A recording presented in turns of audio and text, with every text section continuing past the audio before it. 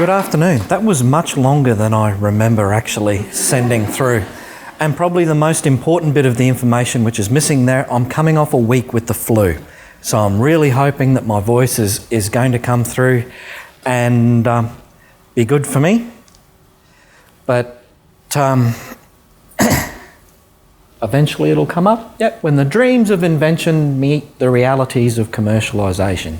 Sometimes kind of like crash, I suppose, is what I'm going to get at here.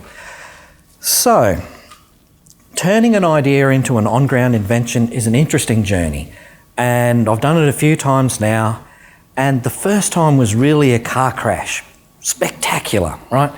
And the last couple haven't been so bad. That may be me learning from experience, or I might not just be driving as fast. But it's part of the idea of when you've got an invention, you've created something, you get a little bit obsessive about it. And I'm talking sadly obsessive. You don't want to be next to somebody who's just invented something at a party, right? You'd rather hear them talking about an alien abduction because at least there's probing, right? If you've just invented something and that's all you focused on, you live it, 24-hour experiments, it's fun, it's exciting, and the really sad thing is, I work with wastewater treatment systems, right? And not even the sexy ones, which are at Sydney or Brisbane and Melbourne. I work on the stuff out the back of pubs and caravan parks and in people's backyards, and I find that exciting. And if I've just invented something and I'm sitting next to you at a party and I talk to you about it for an hour, you're going to be very sad, right? But you do get obsessed with your ideas, and I've been around, and part of the TED experience, they get you to have a look at all these previous presentations, and you get so inspired looking at these people on the right-hand side of the bell curve, and they're talking about inventing this app or this drone or all these wonderful bits of technology. And I scratched my head a bit and I went, well, I don't really fit in there because I tend to look at septic tanks a bit too much as far as some of these TED talks are concerned. But you get obsessed, right? You get that idea. Obsessed people sometimes have difficulty objectively assessing what they've invented, right? You remember that old Demtel ad, right? It slices, it dices, it does everything, right? And you get that idea with your invention, right? It's a fantastic thing. It's going to be the answer to all the problems. This is what I want it to do. And it doesn't really let you see the limitations of the idea. And you can be your own worst judge as far as where those limitations of the idea are. Once you take that invention from the test bed or, out the back of the old man's property where you've been mucking around with his wastewater treatment system, and you bring it out into the real world and you start commercially installing these things, you can get a really big dose of reality.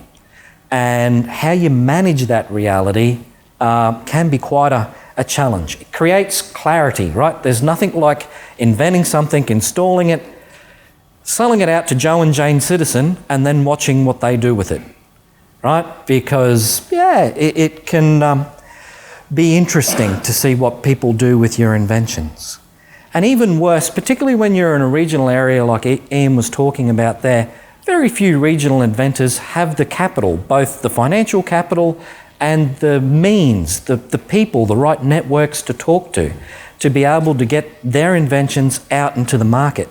Then you start bringing in commercialisation partners, right? And that can solve problems. You can get an injection of cash, you can get introductions to the right people, you can get your market out into a much wider area. But there's a flip side to that, right? Suddenly you're working very closely with other people who've got very different ideas on how your invention is going to be used and how it's going to work. You try and do all the right things, right? You have license agreements, you have patent protection, you have dispute resolution processes, right? I've always worked with, awkward silences, hissy fits and swearing as far as my dispute resolution processes, and they've worked for me for getting close to 20 years now. But, these things, you're solving some problems and you can create some other problems. Some of the problems you can have is loss of control of the intellectual property. I so spectacularly lost control of the IP of my first idea that I made the front page of the Australian newspaper. picture and everything. You know you've been right royally screwed over when you've made the front page of the Australian, right? Page 3 of the Morning Bulletin, but front page of the Australian. So, you know, these things happen, and you get some grey hairs in your goatee and down the side of your head, and you try and work with these. But even worse than that, right, some of your entry into the market can be difficult. In my area of wastewater treatment, when you have an ideal site, right, the perfect site, you've got plenty of land. You've got a nice regular flow of wastewater. It's consistent. The climate's good, there's good soil, there's reasonable slopes, all of these nice practical things, right? Nobody who has got that particular site says, I could put a stock standard solution in here which is going to cost me the average market price, and I could do that, but instead I'm going to put in this new invention which no one else has put in. It's probably going to cost me a lot more, and I haven't got all these validation and everything behind it, right? So when a new invention comes to market, quite often the first place that it gets put in is something where everything else has failed, right? The number of sites where I was digging in wastewater treatment systems over the top of 3 or 4 other failed wastewater treatment systems, and that's a wonderful task to engage in. I often tell my kids, any splash you don't taste is a good splash, right? But, you know, you're digging in old soakage pits and all the rest of it. We put some in out at Sapphire out in the gem fields, and we had people coming through, fossicking through the old soakage drains and picking out sapphires. One bloke sucked them clean, right? You know, I was just amazed by that, right? But you get this drama of you've got to get that first magic sale, particularly where you've got commercial partners, right? Because they're not so much interested in your research. They want that first sale, and you'll be put under an awful lot of pressure to get that in the ground. We've invested a lot of money, we'd like to start seeing returns. And it's really, really hard to make sure that you don't put your new technology into the wrong location. That little voice in the back of your head that goes, hang on a second here, if you put it in here, X number of problems are going to happen. That little voice is quite often right. And it's really difficult, particularly where you've got people they've had faith in you, they've invested in you. So resisting that temptation to make inappropriate sales, you know, that can be really hard. And then you get your critical reception from your peers and your competitors, because when you're in the R&D stage, you might go to a few conferences and talk to a few academics if you're in the academic field, right? But it's once you start commercialising something and getting it out there is when everybody gets to have a look at it. And I found that a lot of people love to say, oh, I love positive criticism. Please tell me, critique my idea.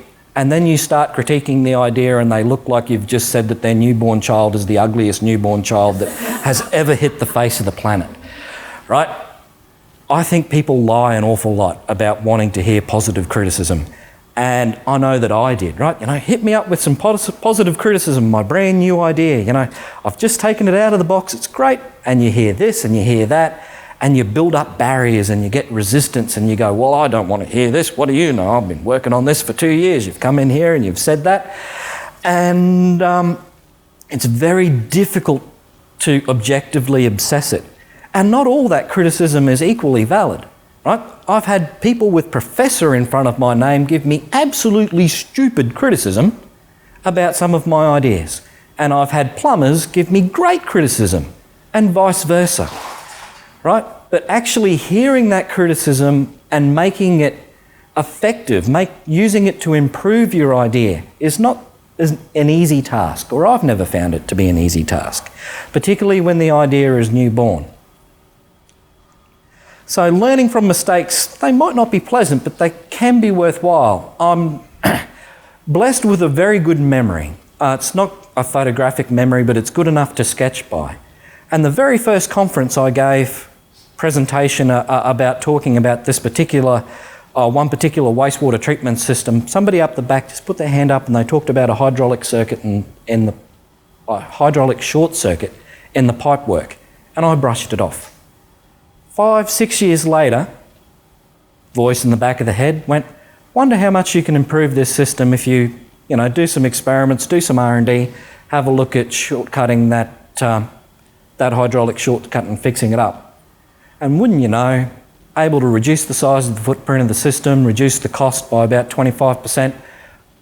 But if I'd been really listening, effectively listening, 5 or 6 years before, I would have been able to pick that up and use it then. Losing control of that idea I was talking about where I made the front page of the Australian has actually taught me more than what the idea did at the start.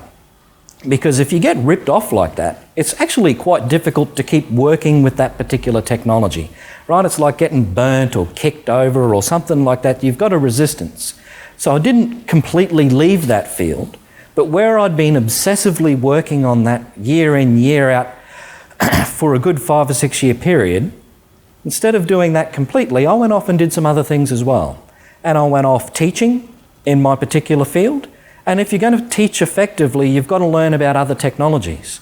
So where I'd been obsessed and just thinking about this one particular technology that I'd been working on, I went and looked at other people's ideas. And I started teaching people about other people's ideas, as well as my own, but it broadened the perspective. And it made me come back and look at the original idea, and having installed other technologies and worked with them, I was able to work out ways to improve it, and actually able to come up with different inventions as well. And through that process and gaining the grey hairs and some nasty experiences, I got a better understanding of the value of effective criticism. And everybody's experience is different, right? Not everybody's going to have the type of pitfalls that I did. Some people will, other people won't. Other people will have, you have a lot of people who have difficulty even getting the idea off the ground.